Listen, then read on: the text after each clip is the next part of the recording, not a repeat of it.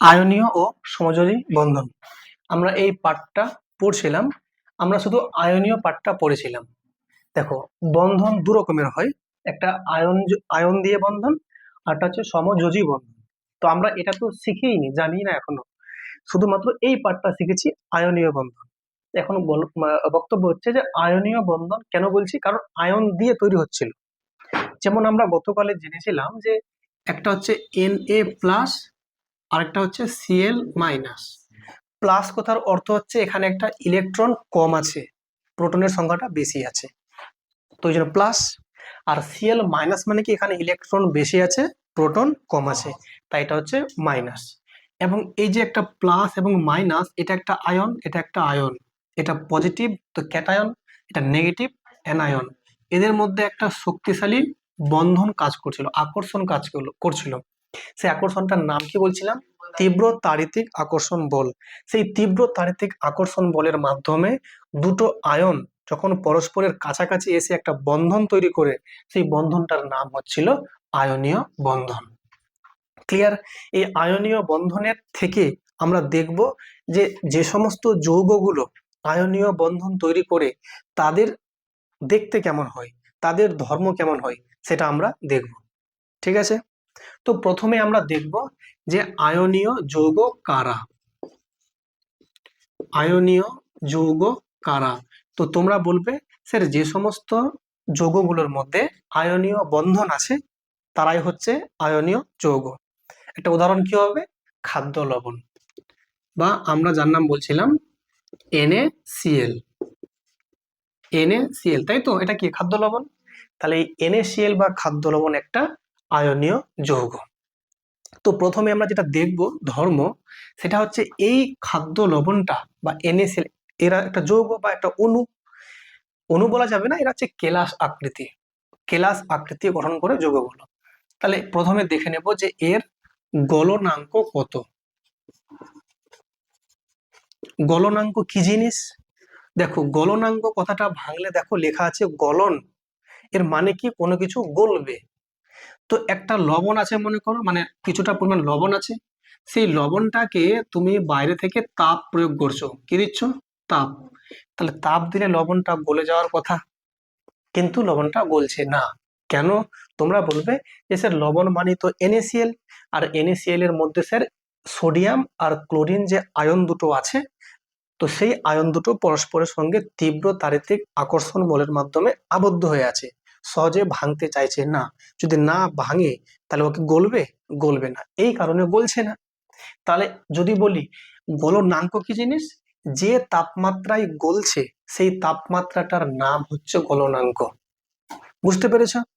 তো বলো তো, নুনকে যদি গলাতে চাও তাহলে নুনটা যে তাপমাত্রায় গলবে সেই তাপমাত্রাটার নাম গলনাঙ্ক। তাহলে তোমরা বলো লবণের গলনাঙ্ক বেশি না কম? অবশ্যই বেশি হবে, কারণ লবণের যে ভেতরে যে অণুগুলো আছে তারা পরস্পরে খুব অনেক বন্ধন আছে, তীব্র বন্ধন আছে, সেই বন্ধনটা সহজে ভাঙতে চাইবে না, চাইবে না, চাইবে না। আমি যদি অল্প তাপমাত্রা দিই তো ভাঙবেই না, তার অনেকটা পরিমাণ তাপমাত্রা লাগবে তবেই ভাঙবে, তাই তো? তো স্যার তাপমাত্রা আমরা কিসে মাপি? থার্মোমিটার দিয়ে মাপি। তাহলে থার্মোমিটার দিয়ে মানে সাধারণ তাপমাত্রাগুলো মাপি, যখন বেশি তাপমাত্রা থাকে তখন মাপি আমরা পাইরোমিটার দিয়ে। কি দিয়ে? পাইরোমিটার। মানে ধরো গায়ে আমার জ্বর এসছে, তো তাপমাত্রা কত হবে? ওই তোমার 100 ডিগ্রি ফারেনহাইট ম্যাক্সিমাম, বা এরকমই হয়। আর যদি ডিগ্রি শীতে বলো তো 37 ডিগ্রি সেন্টিগ্রেড আমাদের তাপমাত্রা শরীরের। জল কত তাপমাত্রায় গরম হয়? 100 ডিগ্রি সেন্টিগ্রেড। তাহলে 100 ডিগ্রি সেন্টিগ্রেড বা এই যে শরীরের তাপমাত্রা আমি 37 ডিগ্রি বলছি, মানে এই তাপমাত্রাগুলো মোটামুটি আমি থার্মোমিটারে মাপতে পারবো। কিন্তু যখন আমি লবণকে গলাতে যাচ্ছি, তো একটা লবণের যখন অণু যখন গলতে যাবে, তো তাপমাত্রাটা অনেক বেশি লাগছে। এই তাপমাত্রার পরিমাণটা অনেক অনেক অনেক বেশি। কত? এর মানটা হচ্ছে 870 ডিগ্রি সেন্টিগ্রেড। ভাবো, অনেকটাই বেশি না? যেখানে মাত্র 100 ডিগ্রি সেন্টিগ্রেডে জলটা ফুটছে, ফুটছে না?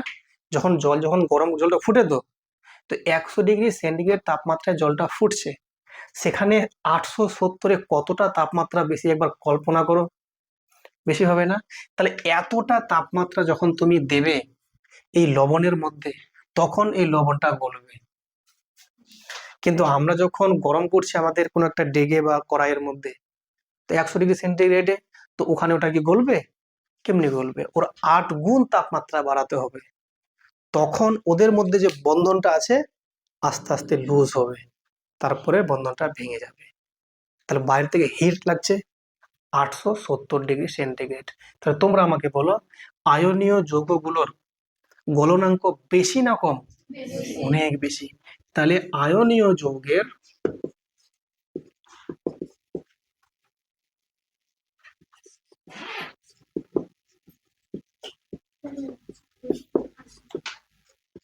গলনাঙ্ক অনেক বেশি। জিনিসটা বুঝতে পেরেছো না পারোনি? চলো খাতা প্রত্যেকে খোলো, আর এটা আমার সঙ্গে পয়েন্টগুলো করবে, ঠিক আছে? ভালো করে বুঝবে কিন্তু। তাহলে আয়নীয় যৌগগুলির গলনাঙ্ক অনেক বেশি। যেমন তোমরা লিখবে, যেমন NaCl কত? 870 ডিগ্রি সেন্টিগ্রেড। ঠিক আছে, 870 বা 820, চলো কোনো ব্যাপার নয়, মানে প্রায় 800 মানে থেকে একটু বেশি। ঠিক আছে, চলো 820 দিলাম, তাহলে সমস্যা নয়।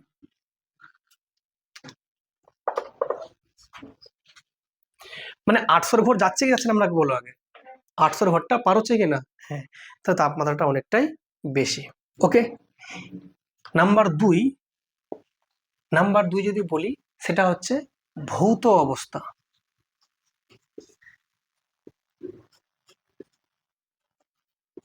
তোমরা বলো, ভৌত অবস্থা মানে কি? যেই অবস্থাটা বাইরে থেকে দেখে আমরা বুঝতে পারি, সেটাই কি ভৌত অবস্থা। তাহলে বা ফিজিক্যাল স্টেট বলছে, তাহলে সেই ভৌত অবস্থাটা কেমন হবে? ওটা নরম হবে না শক্ত হবে, কেমন হবে?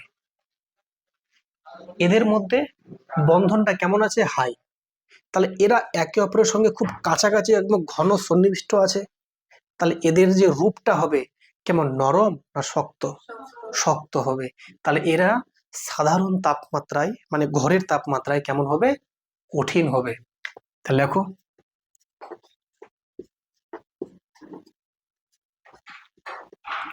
ঘরের তাপমাত্রায়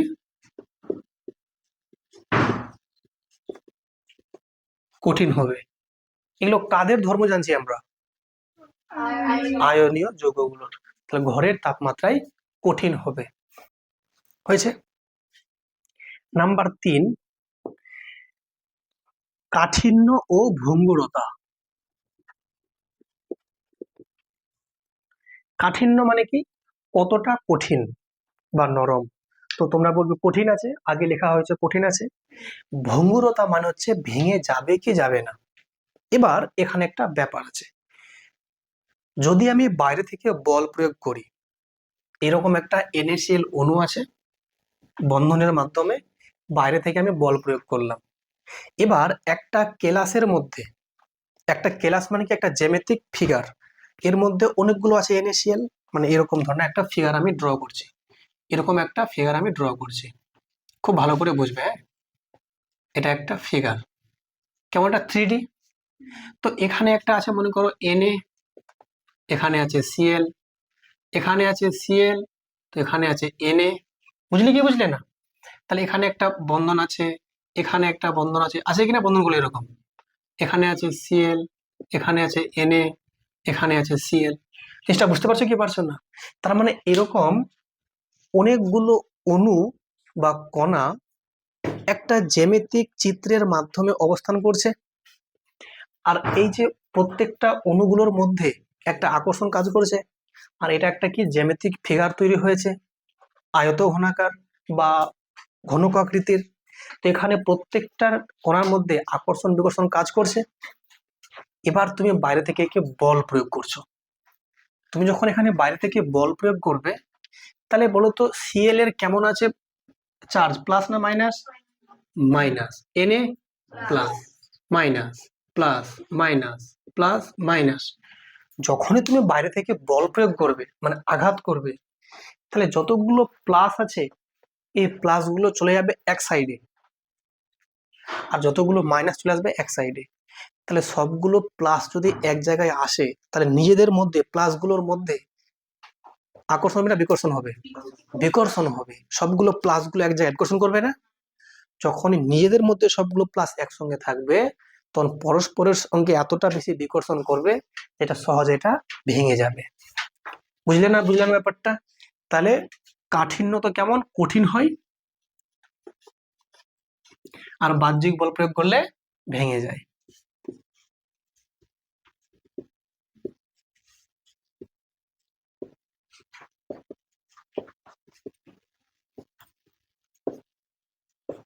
ঠিক আছে, তাহলে শোনো, এখানে দুটো কথা পাচ্ছি, একটা হচ্ছে বাহ্যিক বল আর একটা হচ্ছে তাপ।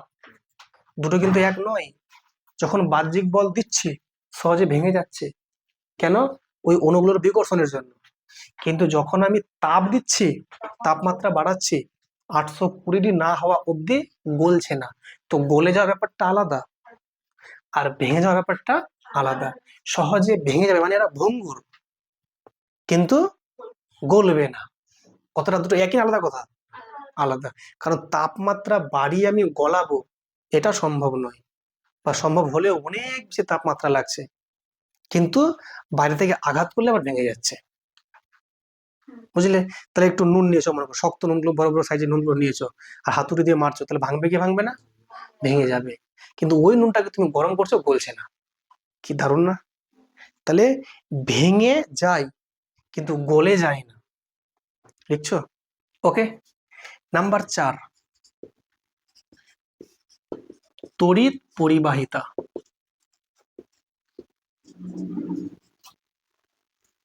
খুব ভালো করে বোঝো। তড়িৎ পরিবাহিতা, তড়িৎ মানে হচ্ছে ইলেকট্রিসিটি বা কারেন্ট, পরিবাহিতা মানে পরিবহন করবে কি করবে না। মোদ্দা কথা, লবণ দিয়ে কারেন্ট যাবে কি যাবে না। মানে একটা লবণ আছে, যদি আমি কারেন্ট পাঠাই কারেন্ট যাবে কি যাবে না। তাহলে কারেন্টকে আগে জানতে হবে, কারেন্টকে কে নিয়ে যাচ্ছে, কারেন্টকে কে বহন করে নিয়ে যায়। কারেন্ট বহন করে দুই রকম জিনিস, এক হচ্ছে মুক্ত ইলেকট্রন আর দুই হচ্ছে আয়ন। তাহলে যেখানে আয়ন আছে আর যেখানে মুক্ত ইলেকট্রন আছে সেখানেই কারেন্ট যাবে, নাহলে কারেন্ট যাবে না। এখন আমি প্লাস্টিকটা নিলাম, তাহলে এই প্লাস্টিকটা আমি যদি এখানে একটা তারকে এনে জুড়ে দিই আর এখান থেকে তারটাকে এখান থেকে বের করি, এখান থেকে কারেন্ট এখানে যাবে কি যাবে না? প্লাস্টিক কেমনে যাবে কারেন্ট এখানে? কারেন্টটা কেন? তার মানে এখানে কোনো মুক্ত ইলেকট্রন নেই, এখানে কোনো আয়ন নেই। যেখানে মুক্ত ইলেকট্রন নাই, যেখানে কোনো আয়ন নাই, সেখানে কারেন্ট যাবে না। কথা ক্লিয়ার?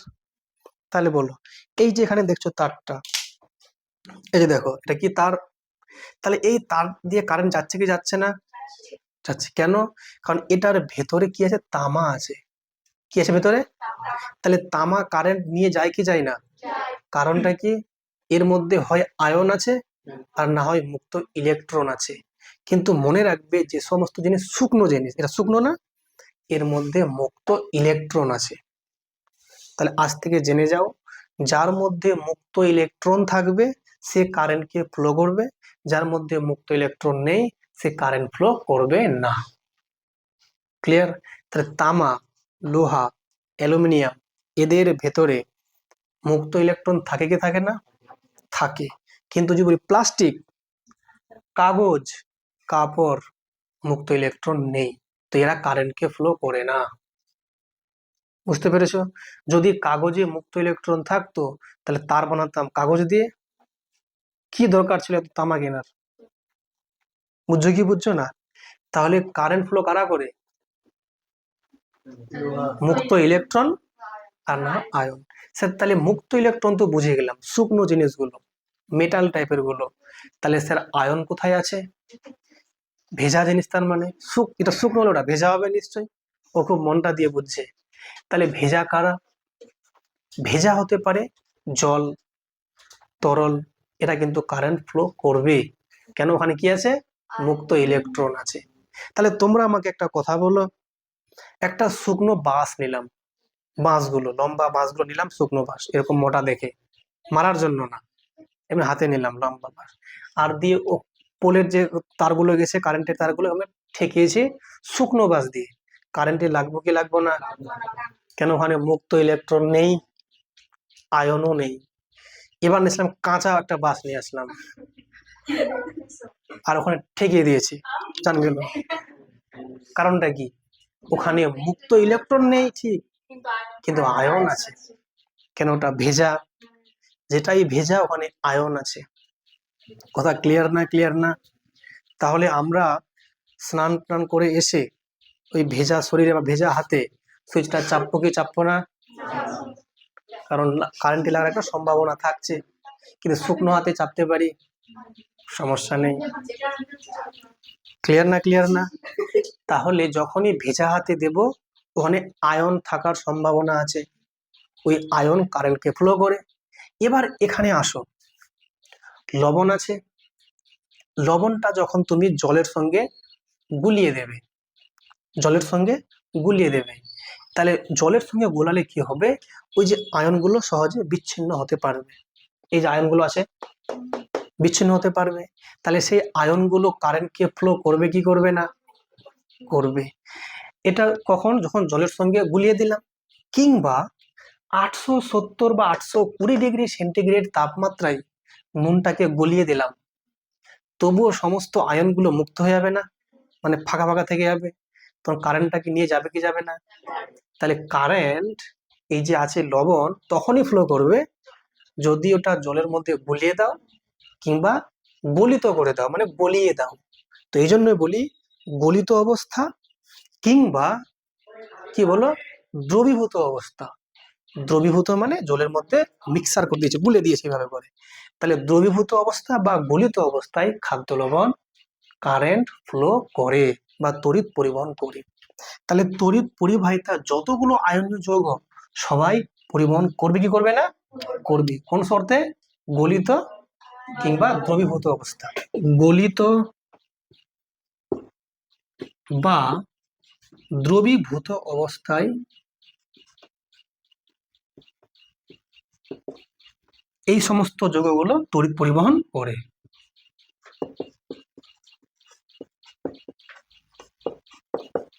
তড়িৎ পরিবহন করে। কি তোমরা বুঝতে পারছো কি পারছো না? মজা আ রা কি নেই আ রা? নেই আ রা? ঠিক আছে, হিন্দি বুঝতে পারছো না মনে হয়। তাহলে যদি বলি এখন কঠিন অবস্থায়, মানে ওকে ওকে গলাইনি আমি বা জলে আমি মিশাইও নি, মানে দ্রবীভূত করিনি, কারেন্ট যাবে ওর মধ্যে, তাহলে বলতে হবে যে আয়নীয় যৌগগুলো কঠিন অবস্থায় তড়িৎ পরিবহন করে না। তাই তো? লিখে নাও কথাটা এখানে, যে কঠিন অবস্থায়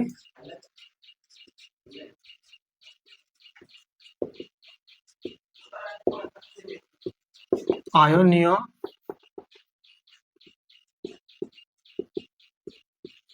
যৌগগুলি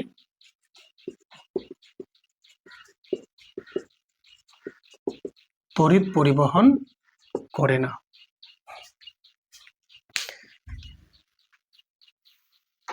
মারাত্মক আসছে ক্লাসটা, কি বলো তোমরা? সুন্দর আসছে।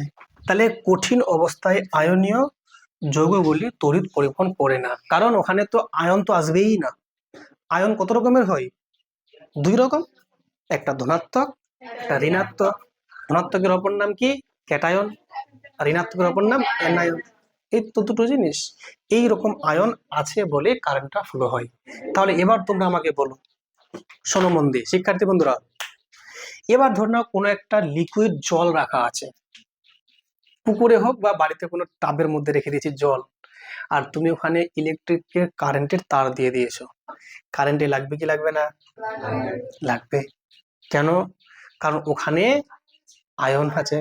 আয়নটা কেন আছে? কারণ জল যে। তো মনে রাখবে স্যার, আয়ন যদি স্যার বেশি হয় তো বেশি কারেন্ট যাবে, স্যার আয়ন যদি কম হয় তো কারেন্টটা কম যাবে। এবার তোমরা একটা জিনিস খেয়াল রাখবে, যেটা বিশুদ্ধ জল, একদম পিওর জল, ওই জলের মধ্যে কোনো আয়ন থাকে না। যদি বিশুদ্ধ জলে আয়ন না থাকে তাহলে বিশুদ্ধ জলকে কারেন্ট ফ্লো করবে? করবে না। তাহলে বিশুদ্ধ জল তড়িৎ পরিবহন করতে পারে না, কারণ বিশুদ্ধ জলে আয়ন নাই। কিন্তু ওই বিশুদ্ধ জলের মধ্যে কয়েক ফোঁটা লেবুর রস দিয়ে ফেললাম, তাহলে কি হবে? বা একটু সামান্য অ্যাসিড দিয়ে দিলাম, তখন ওই জলটাই আবার আয়ন দেখাবে, মানে আয়ন তৈরি হবে, তখন ওই জলটা আবার কারেন্ট ফ্লো করবে। তার মানে জল যদি একদম পিওর হয়, বিশুদ্ধ জল হয়, তাহলে তড়িৎ পরিবহন করবে না। কিন্তু সেই জলে সামান্য পরিমাণ কোনো অশুদ্ধ বা অ্যাসিড বা কোনো লেবুর রস বা কিছু যদি সামান্য দিয়ে দেওয়া যায়, তাহলে সেই জলটাই আবার তড়িৎ পরিবহন করবে। কিন্তু সত্যি কথা বলতে কোনো জলই পুরোপুরি পিওর নয়, সব জলই কম বেশি কিছু না কিছু অপদ্রব্য মেশানো থাকে, তাহলে প্রত্যেকটা জলই কারেন্ট কম বেশি ফ্লো করবে। তাহলে সেই জন্য জলে কোনো ইলেকট্রিক তার পড়ে গেলে ভুলেও হাত দিয়ে চেক করতে যাবে না, নাহলে কারেন্টে লেগে যাবে। ক্লিয়ার? 4টা পয়েন্ট পেয়ে গেলাম। হ্যাঁ, আরেকটা পয়েন্ট, 5 নাম্বার পয়েন্ট, এ নাম্বার দেখো। হ্যাঁ, 5 নাম্বার হচ্ছে দ্রাব্যতা।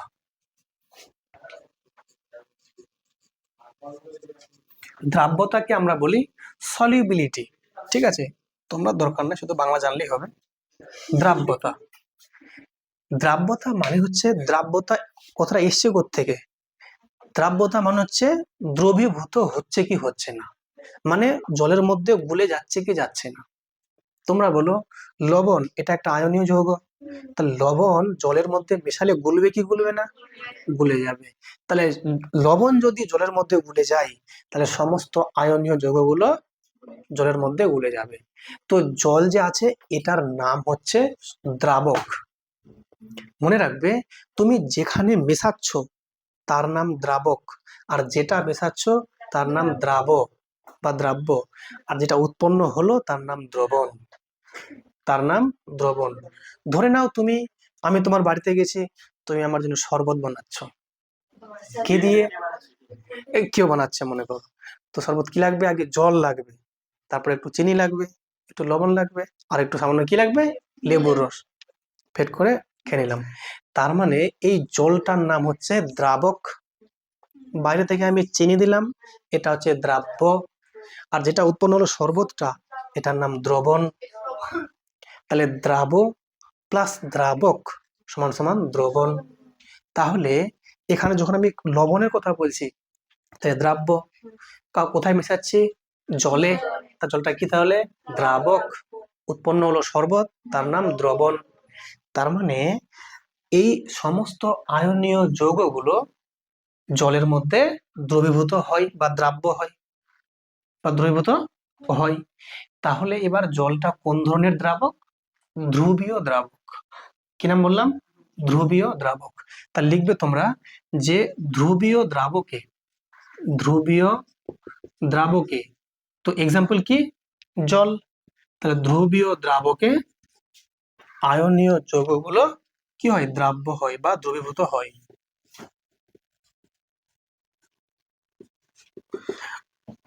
দ্রবীভূত হয়। কিন্তু যেগুলো হচ্ছে অধ্রুবীয় দ্রাবক, স্যার কারা ওরা? অধ্রুবীয় দ্রাবক মানে হচ্ছে যেমন কেরোসিন। কেরোসিন ওটা একটা জলের মতোই দেখতে, একটা জল নয়, ওটা একটা দ্রাবক। ওখানে তুমি একটু লবণ ফেলে দিয়েছো, গুলবে না। কেরোসিন আছে, তুমি ওখানে তুমি লবণ ফেলেছো, গুলবে না। পেট্রোল, ডিজেল, বেনজিন, এগুলো সব তরল, তো তুমি সামান্য একটু লবণ দিয়ে দাও বা ওই যে লবণ দিয়ে দাও, গলবে না। কেন? ওই সমস্ত দ্রাবকগুলো কিন্তু জলের মতো ধ্রুবীয় নয়, ওরা অধ্রুবীয়। তাহলে তোমরা বলবে যে অধ্রুবীয় দ্রাবকের এক্সাম্পল কি? Kerosene, diesel, benzene. তাহলে অধ্রুবীয় দ্রাবকে আয়নীয় যৌগগুলি অদ্রাব্য, অধ্রুবীয় দ্রাবক।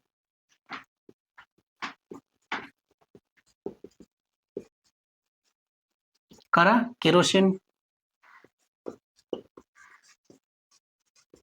ডিজেল ইত্যাদি অনেকগুলো আছে এরকম। তাহলে অধ্রুবীয় দ্রাবকে কি দ্রাব্য না অদ্রাব্য? অদ্রাব্য। কিন্তু ধ্রুবীয় দ্রাবকে দ্রাব্য, মানে দ্রবীভূত হয়। তাহলে বললো এই আয়নীয় যৌগ সম্পর্কে কারো কোনো চিন্তাবেগের, টেনশন, স্ট্রেস কিছু নাই? আশা করি সব কমপ্লিট না? বইটা যখন বাড়িতে পড়বে প্রত্যেকটা অক্ষর শব্দ ভালো করে পড়বে, দেখবে আরো ক্লিয়ার হয়ে যাবে। ডান। এবারে জানবো সমযোজী যৌগ সম্পর্কে বা বন্ধন সম্পর্কে। বুঝাচ্ছি তাহলে? তোমরা আমাকে বলো যে আয়নীয় বন্ধন যখন তৈরি হচ্ছিল তাহলে নিশ্চয়ই আগে আয়ন তৈরি হচ্ছিল, তারপর সেই আয়নগুলো বিপরীতধর্মী হওয়ার জন্য পরস্পরের সঙ্গে তীব্র আকর্ষণের মাধ্যমে তৈরি হচ্ছিল, তাই তো? আচ্ছা, আমরা এর সাথে সাথে আরেকটা এক্সাম্পল দেখবো, যেমন NaCl একটা এক্সাম্পল পেয়েছিলাম, সেটা ছিল কি বলো? আয়নীয় যৌগ, তাই তো? ওকে, চলো আমরা এবারে দেখব ক্যালসিয়াম অক্সাইডের গঠন। খুব ভালো করে বুঝবে, এটাও একটা আয়নীয় যৌগ। যেমন ছিল NaCl, সেভাবে কি করবো CaO, এটা একটা কি আয়নীয় যৌগ। কিভাবে তৈরি হচ্ছে খুব ভালো করে বোঝো, কিভাবে এটা ফর্ম করছে। দেখো, তোমরা বলো Ca মানে কি? ক্যালসিয়াম। Ca মানে ক্যালসিয়াম। এই ক্যালসিয়ামের মোট কতগুলো ইলেকট্রন থাকে? 20টা। ওটা বলো 20টা। তাহলে একে যদি ভাঙো তাহলে প্রথমে 2,8,8,2, তোমরা জানো এগুলো আশা করি, ক্লাস 9-এ শিখে এসছো। 2,8,8,2, দেখো 2 আর 8 10, 10 আর 8 18, 18 আর 2 20। তাহলে ক্যালসিয়াম, তাহলে বলো এই ক্যালসিয়ামের কতগুলো ইলেকট্রন? 20টা। তাহলে ই হচ্ছে 20 আর কটা হচ্ছে পি? 20টা। তাহলে এই মুহূর্তে ক্যালসিয়াম যে আছে নিস্তড়িত না তড়িৎগ্রস্ত? নিস্তড়িত। নিস্তড়িত, কারণ ই মানে কি বলতো মাইনাস, আর পি মানে প্লাস। মাইনাসও আছে 20টা, প্লাসও আছে 20টা। তাহলে যদি মাইনাস এবং প্লাসের মধ্যে লড়াইটা হয় তাহলে কিন্তু কেউ কি জিতবে? জিতবে না। ইকুয়ালি হয়ে ওটা কি হবে? প্রশমিত করে ধ্বংস হয়ে গেল। তাহলে সেখানে কোনো রকম আর কারোর রাজ থাকলো না। প্লাস কিন্তু বলতে পারবে না যে হ্যাঁ আমি বেশি আছি আমার রাজ চলবে, বা মাইনাস কিন্তু বলতে পারবে না যে আমি বেশি আছি আমার রাজ চলবে। দুজনেই ইকুয়ালি আছে, একে অপরকে প্রশমিত করে নিস্তড়িত হয়ে গেল। ঠিক আছে, এবার আসো অক্সিজেন। এই যে অক্সিজেন আছে, তো এর সংকেত কি? ও। এর কটা আছে ইলেকট্রন? 8টা। তোমাদের কিন্তু বলেছিলাম যে 1 থেকে 20 অবধি মিনিমাম মুখস্থ রাখবে ইলেকট্রন নাম্বার গুলো, মনে আছে আশা করি। তো অক্সিজেন কটা ইলেকট্রন থাকে? 8টা। তো বলো তো প্রথমে কত থাকবে? 2.6টা। ঠিক আছে, আচ্ছা এবার তোমরা আমাকে বলো যে এখানে অক্সিজেনের ক্ষেত্রে কটা আছে ইলেকট্রন? 6টা, সরি 8টা। কটা আছে প্রোটন? 8টা। তাহলে এখানে ইলেকট্রন মানে মাইনাস, প্রোটন মানে প্লাস। এখানেও কিন্তু মাইনাস এবং প্লাসের সংখ্যা সমান, তার জন্য এটা কিন্তু নিস্তড়িত, কারোর রাজ কিন্তু এখানে চলবে না। দুজনে যেহেতু ইকুয়াল, একে অপরকে প্রশমিত করে দিচ্ছে। ঠিক আছে, এবার কি করবে? এই ক্যালসিয়াম আর অক্সিজেন এদের মধ্যে বানাবে বন্ধন। সেই বন্ধন বানাতে গিয়ে কি করে বন্ধন বানাবে? আগে আয়ন তৈরি হবে। শোনো, প্রত্যেকটা পরমাণু সবসময় চাইবে যে ওর যে ইলেকট্রন বিন্যাসটা সবসময় যেন কোনো না কোনো একটা নিষ্ক্রিয় গ্যাসের মতো হয়। সে নিষ্ক্রিয় গ্যাস মানে কারা? ওই যে দেখো হিলিয়াম, নিয়ন, আর্গন, ক্রিপ্টন, জেনন, রেডন। তো এই সমস্ত মৌলগুলোর ক্ষেত্রে শেষের কক্ষপথে ইলেকট্রন সংখ্যাটা, ওখানে যে মোট জায়গা তার সমান না কম না বেশি? তার সমান। কারণ নিষ্ক্রিয় গ্যাস তার নাম এজন্যই ছিল যে নিষ্ক্রিয় গ্যাসের ক্ষেত্রে শেষের কক্ষপথে ম্যাক্সিমাম থাকবে ইলেকট্রন 8টা, আর ওখানে 8টাই উপস্থিত আছে, তাহলে ওটাকে ফুলফিল্ড। ওখানে ইলেকট্রন ঢুকতেও পারবে না বা বের হতেও পারবে না, এই জন্য তার নাম কি ছিল? নিষ্ক্রিয়। নিষ্ক্রিয় গ্যাস। তাহলে এরা সবসময় চাইবে নিষ্ক্রিয় গ্যাস হতে বা নিষ্ক্রিয় গ্যাসের মতো ইলেকট্রন বিন্যাস লাভ করতে। কোনটা মানে দেখো নিষ্ক্রিয় গ্যাস তো অনেকগুলো আছে, হিলিয়াম আছে, নিয়ন, আর্গন, ক্রিপ্টন, জেনন, রেডন। যেটা কাছাকাছি থাকবে তার ইলেকট্রন বিন্যাসটা লাভ করবে। যেমন দেখো হিলিয়াম, তোমরা বলো তো হিলিয়ামের কটা ইলেকট্রন? 2টো। এও কিন্তু নিষ্ক্রিয় গ্যাস। নিয়ন, নিয়নের কটা ইলেকট্রন বলো? 10টা। আর্গন কটা ইলেকট্রন বলো? 18টা। আছে কি না? এরকম আরো অনেকে আছে, হিলিয়াম আছে, নিয়ন আছে, আর্গন আছে, ক্রিপ্টন, জেনন, রেডন। তো বলো তো ক্যালসিয়ামের কটা আছে ইলেকট্রন? টোটাল 20টা। শেষের কক্ষে কটা আছে ইলেকট্রন? 2টো। যদি এই 2টো ইলেকট্রন ছেড়ে দেয় তাহলে শেষের কক্ষপথে ইলেকট্রন থাকলো না, কিন্তু এখন তখন শেষের কক্ষপথ হয়ে গেল এইটা। কেন বলো তো? এটা হচ্ছে কি প্রথম কক্ষপথ, এটা দ্বিতীয়, এটা তৃতীয়, আর এটা চতুর্থ। তাহলে তোমরা বলো তো তখন তো এখানে 2টো ইলেকট্রন নাই। কেন? আমি ধরে নিলাম যে এই 2টো ইলেকট্রন বাইরে বেরিয়ে গেছে মনে করো, তাহলে এ তো নাই তখন আর। তখন কক্ষপথ হয়ে গেলো 3টা, 1 2 3। তো প্রথম প্রথম কক্ষে ইলেকট্রন 2টো, সেকেন্ডে 8টা, 3 নম্বরে 8টা। তাহলে শেষের কক্ষে 8টা হয়ে গেল না? তাহলে এর এখন বলো তো মোট কটা হলো ইলেকট্রন? 2 আর 8 10 আর 8 18। তাহলে কার ইলেকট্রন বিন্যাস লাভ করলো? আর্গনের। তখন বলতে হবে যে ক্যালসিয়াম নিকটবর্তী নিষ্ক্রিয় গ্যাস আর্গনের ইলেকট্রন বিন্যাস লাভের জন্য শেষের কক্ষপথ থেকে 2টো ইলেকট্রন ত্যাগ করলো। যদি 2টো ইলেকট্রন ত্যাগ করে তাহলে এখান থেকে 2টো ইলেকট্রন তাহলে কি হলো? বাদ চলে গেল না? তাহলে থাকলো কটা ইলেকট্রন? এখানে থাকলো ইলেকট্রন মাত্র 18টা, মানে আর্গনের সঙ্গে সমান। তাহলে এ এখন কি হয়ে গেল? একদম হয়ে গেল স্টেবল, মানে সুস্থিত হয়ে গেল। কেন? শেষের কক্ষে 8টা দরকার, 8টা হয়ে গেছে, এখনো পুরো একদম স্ট্রেট, ক্লিয়ার। কিন্তু প্রোটন বলছে আমি তো ভিতরে 20টা আছি। ভালো কথা, তাহলে এখন তাহলে তো প্লাস হয়ে গেল 20টা আর মাইনাস হয়ে গেল 18টা। কার রাজ জ্বলবে? প্লাসের রাজ জ্বলবে। তো প্লাস কতগুলো বেশি আছে? 2টো। তাহলে সবগুলো মাইনাস আর প্লাস লড়াই করে মরে গেল, থাকলো বেঁচে মাত্র 2টো প্লাস। ওই 2টো প্লাস মাথায় চড়ে বসবে। কার মাথায়? ক্যালসিয়ামের। তাহলে এই যখনই ক্যালসিয়াম থেকে, শোনো মন দিয়ে, যখনই ক্যালসিয়াম থেকে 2টো ই ই মানে ইলেকট্রন বেরিয়ে গেল, মানে মাইনাস হয়ে গেল, তখন কিন্তু ক্যালসিয়ামটা হয়ে গেল প্লাস, 2 প্লাস। উপরে 2 প্লাস মানে কি? 2টো প্লাস চার্জ ওর অবশিষ্ট হাতে আছে এখনো, ওই জন্য এখন প্লাসের রাজ চলছে। তাই এটা আমরা বলতে পারি সিএ থেকে, মানে ক্যালসিয়াম থেকে 2টো ইলেকট্রন মাইনাস হয়ে গেল Ca2 প্লাস। এতটা ক্লিয়ার? এই যে 2টো ইলেকট্রন বাইরে বেরিয়ে গেছে, ওরা কোথায় ঘুরে বেড়াবে? তখন এই বলছে, অক্সিজেন বলছে এদিকে আসো, এদিকে আসো। কেন?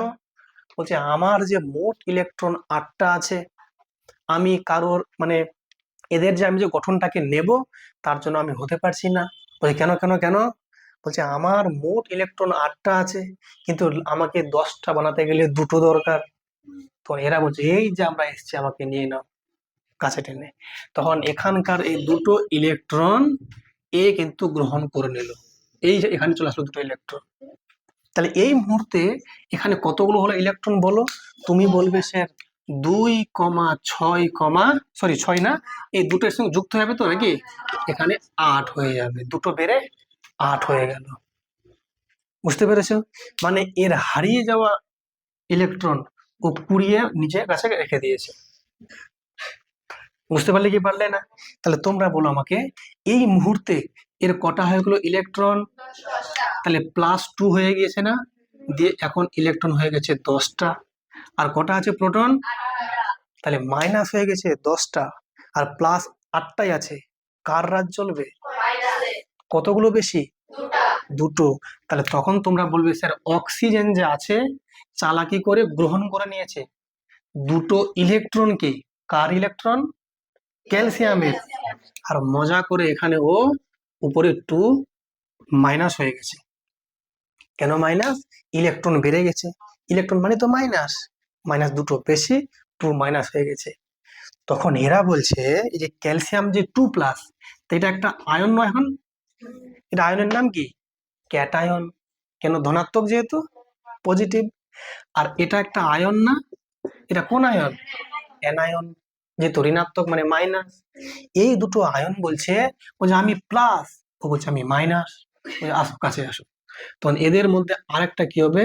বন্ধন তৈরি হবে, বন্ধন তৈরি প্লাস মাইনাস, তখন এই যে সিএ দেখো 2+ আর O2 মাইনাস কাছাকাছি এসে এরকম একটা বন্ড বানাবে CaO। এটা কেউ কেউ এটা বন্ধন চিহ্ন দেয় না, শুধুমাত্র CaO লেখে।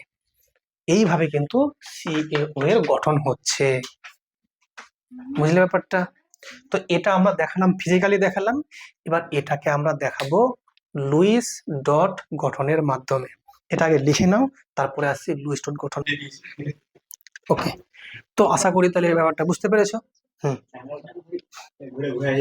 শোনো মন দিয়ে, এবার শোনো ধ্যান দিয়ে বোঝো। এই জিনিসটাই যখন আমি দেখাবো গ্রাফিক্যালি বা ছবির মাধ্যমে, তো তোমরা প্রথমে বলবে ক্যালসিয়াম বলবে। ক্যালসিয়ামের আছে 20টা ইলেকট্রন, 2,8,8,2 আছে তো। হ্যাঁ, তো এখানে তোমরা একটা কাজ করবে ছবিটাতে, এখানে যেহেতু দুটো ইলেকট্রন নিয়ে কাজ করছি আমরা, শেষের কক্ষে দুটো আছে না, এই দুটো ইলেকট্রন আমরা এখানে নিয়ে এলাম, দুটো ইলেকট্রন। ঠিক আছে, এই দুটো হচ্ছে ইলেকট্রন, আর অক্সিজেন আছে এদিকে, এটা অক্সিজেন। এর দেখো শেষে কটা আছে ইলেকট্রন? 6টা। দেখো 1 2 3 4 5 6। ওকে, এবার কি হচ্ছে, এ কি করছে, এই দুটো ইলেকট্রন একে দিয়ে দিচ্ছে। ওকে, আচ্ছা এটাকে আমি এটাতে দেখাচ্ছি বরং সুবিধা হবে।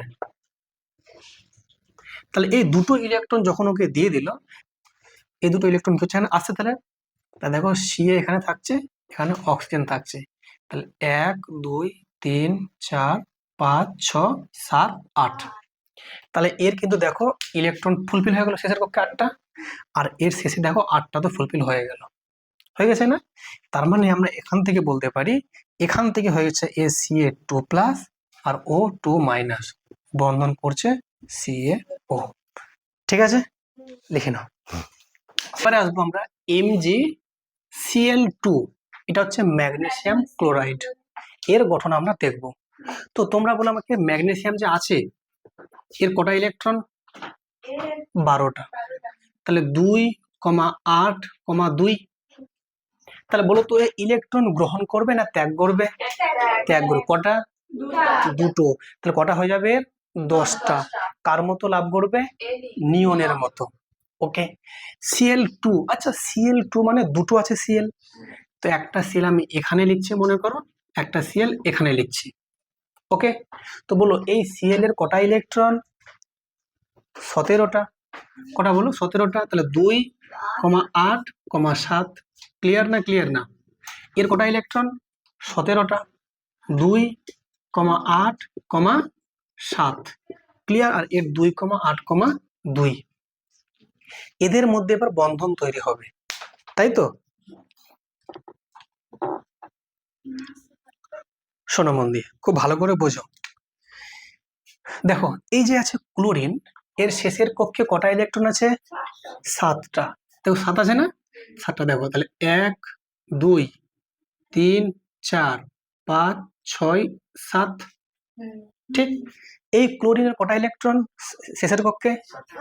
তাহলে আঁকো 1 2 3 4 5 6 7। কার কোনো ডাউট? বলো ম্যাগনেসিয়ামের কটা ইলেকট্রন? দুটো আছে লাস্টে, 1 2। ক্লিয়ার? তোমরা আমাকে বলো, তাহলে এ দুটো একে ছাড়তে হবে, একে ছাড়তে হবে না নিতে হবে? কটা? একে।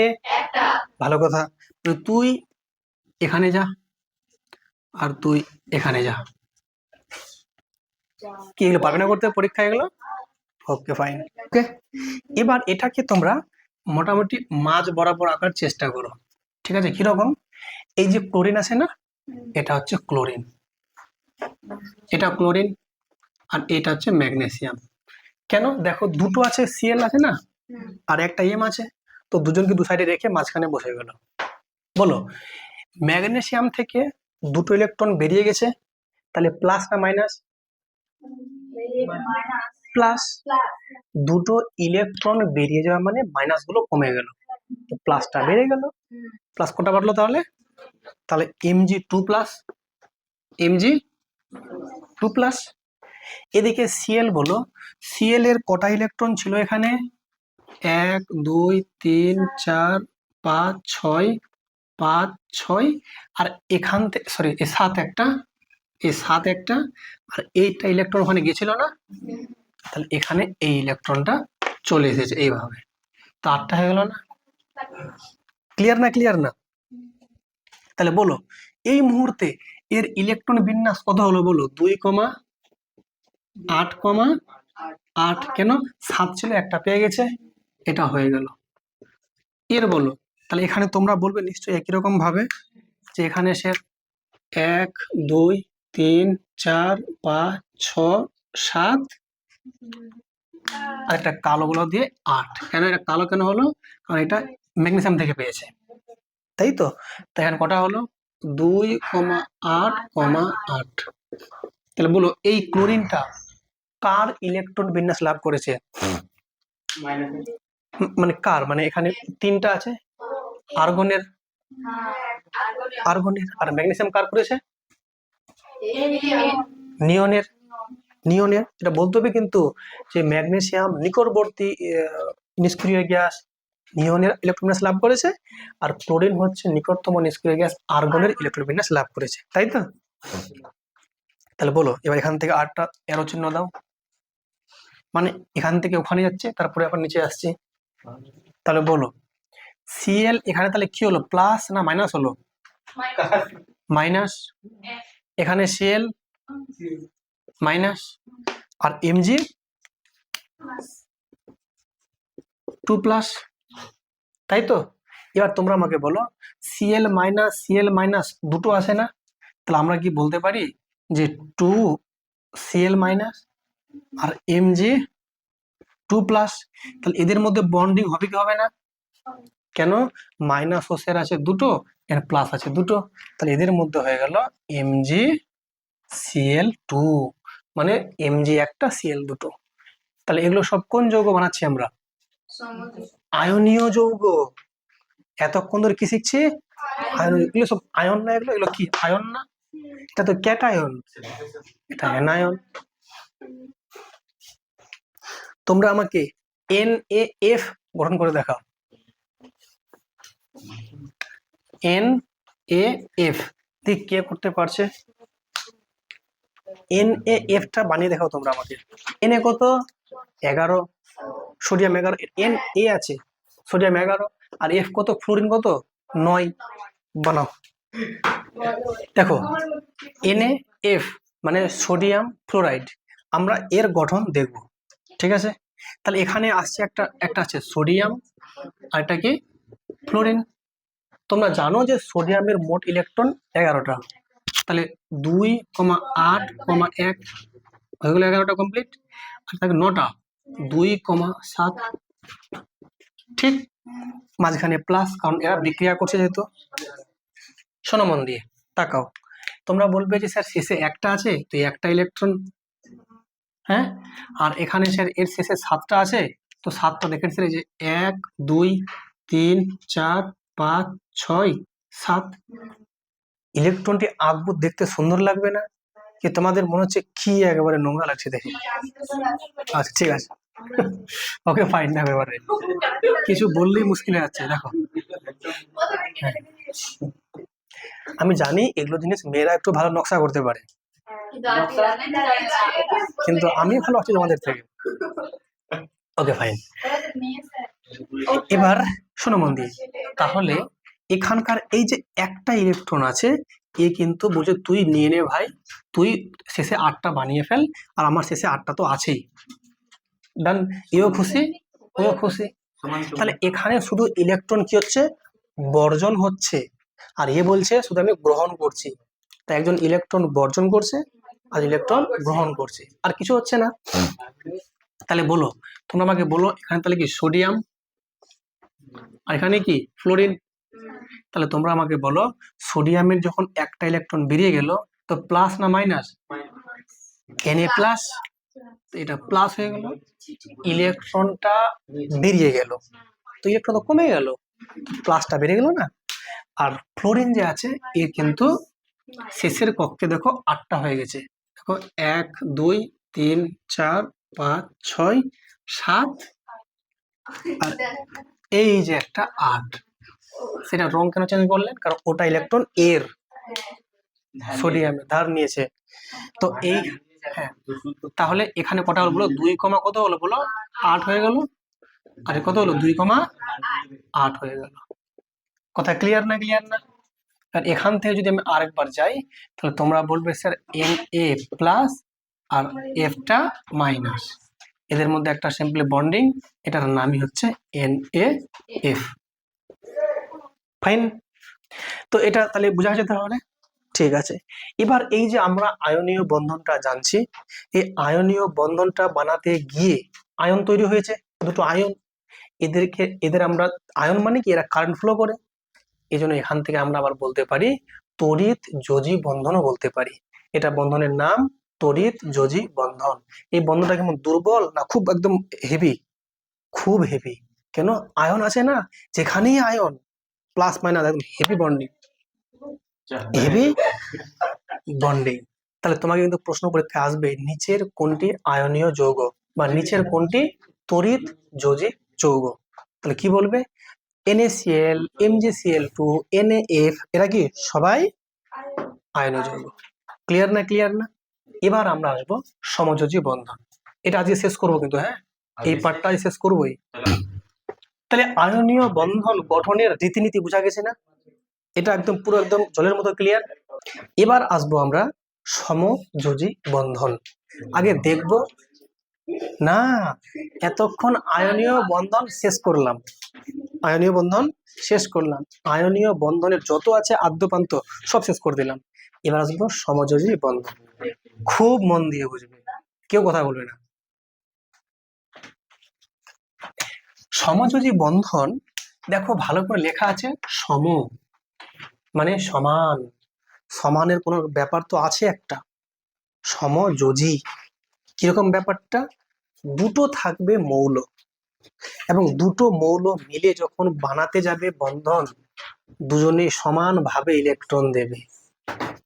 কিন্তু যখন বলছিলাম আয়নীয় বন্ধন, একজন শুধু দিচ্ছে আর একজন নিচ্ছে, একজন দিয়ে যাচ্ছে একজন নিয়ে যাচ্ছে, এটা কি ছিল? আয়নীয়। যখন সমযোজী মানে কি, সমান সমান ভাবে তুই দিলে তো আমিও দিচ্ছি না, এটা হচ্ছে সমযোজী বন্ধন। ক্লিয়ার না? ক্লিয়ার না? কিরকম? চলো একটা আমরা উদাহরণ দেখি, তোমরা যদি কথা বলো তোমরা বুঝবেন কেমনে। দেখো HF এর গঠন খুব মন দিয়ে বুঝবে, HF। এবার তাহলে প্রথমে তোমরা বলবে স্যার এখানে তাহলে স্যার H আছে নিশ্চয়ই, আর এর সঙ্গে প্লাস কি হবে বলো? F কি, তাই তো? কথা বললে বুঝবে কেমনি তোমরা? একটা কথা হবে না, মন দিয়ে বুঝো। তাহলে HF এর গঠন দেখবো, ওকে? শোনো মন দিয়ে। হাইড্রোজেনের কটা ইলেকট্রন থাকে মোট? একটা। তাহলে এখানে আমি 1 লিখবো। তাহলে ফ্লোরিনের কটা ইলেকট্রন? 9টা। তাহলে 2,7। এতটা কারো বুঝতে সমস্যা নয়। এটাকে বলি আমরা ইলেকট্রন বিন্যাস। 2 আর 7 যোগ করে 9, মানে প্রথম কক্ষে দুটাই থাকবে, বেশি থাকতে পারবে না। তো এখানে একটা তো একটাই আছে প্রথম কক্ষে। ফাইন, বোঝো। আগে পরে লিখবে, আমি লেখার টাইম দেবো, আগে বোঝো, একদম মনটা 100% দিয়ে বোঝো, জলের মতো ইজি মনে হবে।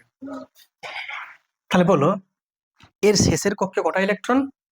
একটাই আছে, তো এই যে একটা ইলেকট্রন। আর এর শেষের কক্ষে কটা ইলেকট্রন আছে? 7টা। এই যে 1 2 3 4 5 6 7। ঠিক আছে, তো এরা বলছে যদি আমাদের মধ্যে বন্ধন বানাতে হয়, তো আমার মধ্যে হাইড্রোজেন বলছে আমার মধ্যে একটা ইলেকট্রন ঘাটতি আছে। দেখো কেন, কটা লাগবে? মিনিমাম 2টো লাগবে। তাহলে এ কার ইলেকট্রন বিন্যাস লাভ করবে? হিলিয়ামের। আর এখানে কটা লাগবে? একটা। তাহলে কার লাভ করবে? নিয়নের। তাহলে এ বলছে আমারও ঘাটতি আছে, আর এ বলছে আমারও ঘাটতি আছে। বলছে একটা কাজ করতে, তাহলে বলছে কি কাজ করব? শোনো, হ্যাঁ, এই মানে জান্নাতে যাওয়ার জন্য বলছে আমার একটা নেকি কম আছে, এ বলছে আমারও একটা কম আছে। বলছে, কি করা যায়? একটা বুদ্ধি আছে। বলছে আমরা শেয়ারিং করি। শেয়ারিং মানে আদান প্রদান করি। কিরকম ব্যাপারটা? বলছে ফ্লোরিনকে বলছে, শোন না, যে কি হয়েছে, তোর যেটা ইলেকট্রন এক্সট্রা সিঙ্গেল আছে না বেচারা একা, ওটা আমাকে দে না। তো বলছে ঠিক আছে তাহলে নে। তো এই ইলেকট্রনটা একেও দিয়ে দিল। কাকে? আর হাইড্রোজেন বলছে আমার তো একটাই আছে, তুইও নে। তো ঠিক আছে তাহলে এই ইলেকট্রনটা একে আবার এখানে দিচ্ছে। কথা বুঝলে কি বুঝলে না? তার মানে তোমরা এখন বলবে, স্যার তাহলে ব্যাপারটা এমনি হলো না যে হাইড্রোজেনের ইলেকট্রনটা স্যার এখন এখানে আছে, হ্যাঁ, আর এই যে স্যার আছে এখানে ফ্লোরিন আছে, এই যে এখানে ফ্লোরিন আছে, তাহলে এখানে স্যার ফ্লোরিনের তো মোট 7টা ছিল, 1 2 3 4 5 6, আর এইটা স্যার চলে এসেছে এখন এখানে না, কি এরকম একটা ফিগারটা হয়ে গেছে। তার মানে ফ্লোরিন নিজেরটা দিয়ে দিয়েছে এখানে, আর এটা দিয়ে দিয়েছে এখানে। তো দিয়ে বলছে হাইড্রোজেন বলছে আমি একটা কাজ করছি। বলছি কি কাজ? তাহলে তোরটা আর আমারটা মিলে এটাকে আমি আমার মনে করছি। তাহলে বলো তো এর কটা হলো ইলেকট্রন এখন? বলছে আমি এর মতো হয়ে গেলাম। এবার ফ্লোরিন বলছে ঠিক আছে, তুই যখন নিলি তো এবার আমিও নেব। তাহলে তোরটা সহ আমি আমারটা এখন মনে করলাম আমার ইলেকট্রন। তখন এ বলছে দেখ 1 2 3 4 5 6 7 8, তাহলে এখানে 8টা হয়ে গেল না, আর দুটো 10টা হয়ে গেল। তাহলে দুজনেই কাজ হয়ে গেল, দুজনেই খুশি, দুজনেই জান্নাতে চলে গেল, দুজনেই বন্ধন বানিয়ে ফেললো। তাহলে বলো এখানে এ যেমন একটা ইলেকট্রন দিল, তো এও তো একটা ইলেকট্রন দিয়েছে, তো সমানভাবে দিয়েছে। একে বলা হয় আদান প্রদান, বা একে আমরা বলি ইলেকট্রন শেয়ারিং। এই ইলেকট্রন শেয়ার করলো না, আমি শেয়ার করি তুমি শেয়ার করো, এই ইলেকট্রন শেয়ারিং এর মাধ্যমে এরা একটা বন্ধন তৈরি করলো, এটার নাম হচ্ছে সমযোজী বন্ধন। তাহলে এখানে তোমরা বলবে তাহলে স্যার এই যে স্যার এখানে একটা আছে এইচ আর একটা হচ্ছে এফ, এই দুটো ইলেকট্রন মিলে এরকম একটা বন্ধন বানালো। কি বানালো? বন্ধন। কিন্তু এই বন্ধনটা অতটা শক্তপোক্ত নয়, নরম বন্ধন। কেন? এখানে তো আয়নই তৈরি হয়নি। আমরা কি জেনেছি, যখন আয়ন তৈরি হবে একটা প্লাস একটা মাইনাস, তোর খুব দৃঢ় হবে না বন্ধনটা। এখানে প্লাসও নাই মাইনাসও নাই, তো সেজন্য কি হচ্ছে এখানে শেয়ারিং হচ্ছে, শুধুমাত্র শুধুমাত্র শেয়ারিং হচ্ছে। তো এই জন্য আমরা কি বলতে পারি, এখানকার বন্ধনটা খুব নরম। দেখো এটার আরেকটা নাম বলতে পারি আমরা সিম্পলি এইচ এফ। এগুলো সব অ্যারো দিয়ে, মানে এটার নিচে এটা, তার নিচে এটা, তার নিচে এটা। আর যদি তোমরা সাইডে লেখো তবু হবে, এটা লিখবে এখানে, এটা লিখবে এখানে, এটা লিখবে ওখানে। তাহলে তোমাদের একটা দেব করতে, তোমরা আমাকে এটা করে দেখাও। এইচ সিএল এর গঠন কেউ কারো না দেখে করবে, হ্যাঁ, তাহলে বুঝবো তোমরা কতটা বুঝেছো। বলো না, যেহেতু বললাম এইচ সিএল এর গঠন বলেছি, তো সিম্পলি তোমরা বলবে একটা এইচ একটা সিএল, এই যে এইচ আর এই হচ্ছে সিএল। তোমরা বলবে এইচ এর স্যার একটা ইলেকট্রন, এই যে স্যার একটা ইলেকট্রন, আর সিএল এর কটা আছে বলো? তাহলে 2,8,7, তাই তো? তাহলে শেষের যে 7টা ইলেকট্রন আমরা আঁকি। তোমরা বলবে 1 2 3 4 5 6 7, আর এখানে এইচ এর মাত্র একটা ইলেকট্রন, তাই তো? তাহলে কি হবে, এই ইলেকট্রনটা এখানে ও দেবে, ওর জন্য মানে ওর 8টা পূর্ণ হওয়ার জন্য, আর এ একটা একে দেবে এর দুটো পূর্ণ হওয়ার জন্য। তাহলে আলটিমেটলি কি হলো, এই যে এইচ এখানে একটা ইলেকট্রন দিয়েছে, তাই তো? আর এই যে সিএল এখানে একটা ইলেকট্রন দিয়েছে, আর বাকিগুলো যেগুলো আছে 1 2 3 4 5 6 7, এখানে তো নাই কিছু। তাহলে অনেকে দেখছি এখানে এই একটা এখানে দিচ্ছে আবার, কেন? অনেকে অনেকে দেখছি এটা এখানে তো এখান দিয়ে চলে এসছে এখানে, তো এখানে কেন থাকছে আবার? অনেকে এখানে লিখে আবার কেটেছে, আপনি করে ভালো লাগবে দেখতে, জানি না, কেউ দিয়েছে একজন, আমি দেখে মনে নাই। তাহলে শোনো শোনো তাহলে, তাহলে এই মুহূর্তে হাইড্রোজেন নিজেরটাও আছে আর ওরটাও ব্যবহার করছে, কথা বলো না? তাহলে এইভাবে কিন্তু ব্যবহার করছে। আর এদিকে ক্লোরিন যে আছে, নিজেরটি 6টা আছে, আর এটা 7টা, আর এটা ওরটা দিয়ে 8টা। তো এইভাবে কিন্তু এটাও কিন্তু আলটিমেটলি ব্যবহার ও করছে। ক্লিয়ার না? ক্লিয়ার না? এবার কি হলো, হ্যাঁ, এখান থেকে তোমরা একটা এরো দেবে, এখান থেকে কি হলো, এই যে এইচ আরটা কি বলো, সিএল, এদের মধ্যে একটা কি হলো, বন্ডিং হলো, এই যে বন্ডিং HCl, আরেকটা সিম্পলের নাম HCl। দেখছো আমারটা একটা কত সুন্দর লাগছে না? তো এবার এই যে আছে বন্ধনটা, এখানে ইলেকট্রন কি হলো, গ্রহণ বর্জন না শেয়ারিং?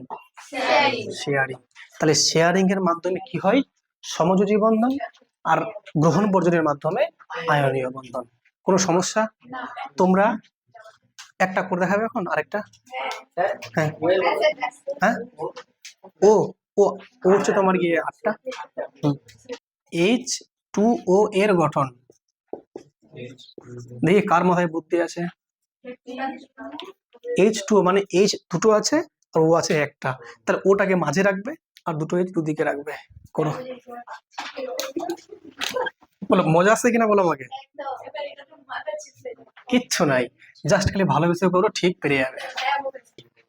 ঠিক আছে, এই দেখো কি লেখা আছে, H2 এর গঠন আছে তো, আছে। শোনো, এগুলোকে আমরা বলি লুইস ডট গঠন। কি বলি বলো? কথা বলো না, কথা বলো না, তাহলে বুঝতে অসুবিধা হবে। লুইস ডট গঠন আছে। দেখো লুইস ডট গঠন হোক বা শুধু গঠন, একই জিনিস।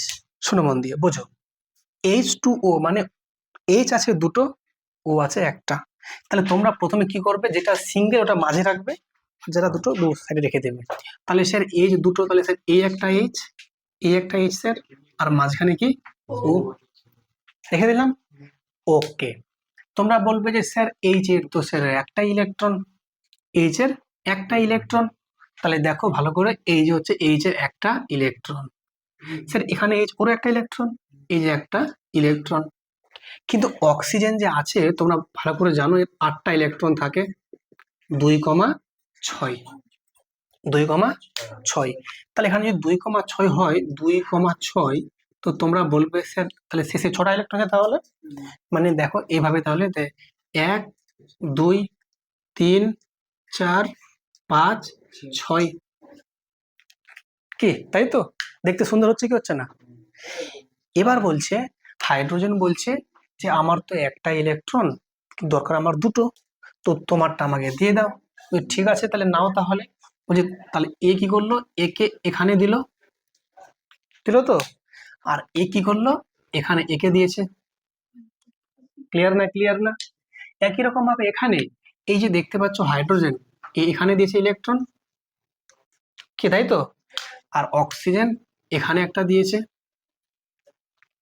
ফাইন। তাহলে এবার আলটিমেটলি যদি আমরা দেখি, তো তোমরা বলবে স্যার এখানে তাহলে কি আছে, H আছে, ও আছে, H আছে, এটা আমি লিখে নিই আগে, H ও আর H লিখলাম।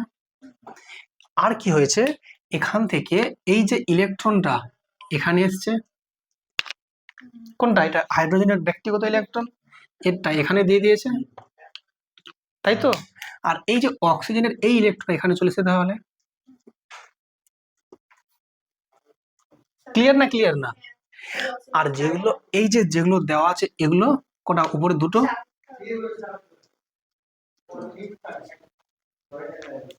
কি হচ্ছে কি হচ্ছে না ব্যাপারটা? আমার লেখাগুলো কত বলিষ্ঠ লেখা হচ্ছে না? Okay fine. আর তোমাদের লেখাগুলো একটু রুগ্ন মনে হচ্ছে, কদিন ধরে খাইনি। Okay fine.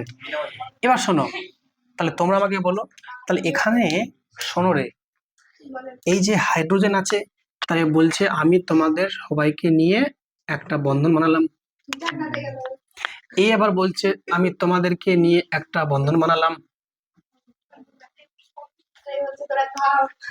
আর অক্সিজেন বলছে এটি তো আমার ব্যক্তিগত, এগুলো আমার ব্যক্তিগত, আর এটাও আমার ব্যক্তিগত। এই যে নীল দুটো আছে ধার করা, তো সবাইকে নিয়ে আমি থাকবো তাহলে। তখন এ কি করবে, এই করে নিয়ে এই করে নিয়ে এই করে বন্ধন বানাবে তাহলে। কত সুন্দর লাগছে। হ্যাঁ, মজাই লাগছে। আচ্ছা, থ্যাংক ইউ থ্যাংক ইউ। এবার দেখো এখানে এইচ হলো, তাহলে এখানে এখানে ও হলো, আর এখানে কি হলো, এইচ হলো, তাই তো? তাহলে এই দুটো ইলেকট্রন মিলে এখানে একটা বন্ধন, এই দুটো মিলে এখানে একটা বন্ধন, আর এই যে দুটো ইলেকট্রন আছে এখানে, এরা অবশিষ্ট এখানে আছে। মারাত্মক না? আর আলটিমেটলি কি হলো, ফাইনালি অ্যারো দিয়ে যদি দাও এখানে, এখানে একটা এইচ, এখানে ও, এখানে এইচ, বা এটাকে আমরা আরো বলতে পারি H2O। বুঝতে পেরেছো? এভাবে আমি কারো খাতা পেলাম না, একদম ঝকঝক চকচক পরিষ্কার চকমক করে দেখাও। NH3, NH3, NH3।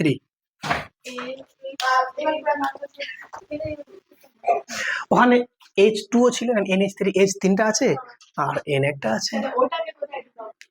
ও কোথায় গেল? ও তো না এখানে, এনটা মাঝে রাখবে, তিন দিকে তিনটা H লিখে দেবে, একটা উপরে লিখবে সাইডে, এখানে N H H H, বুঝলে না? এটা N মনে করো, H H H। শোনো, তোমরা বেশি ভাবছো তাই ভুল হচ্ছে। সিম্পলি করো, সিম্পলি আসবে, অত টেনশন নেওয়ার কি আছে?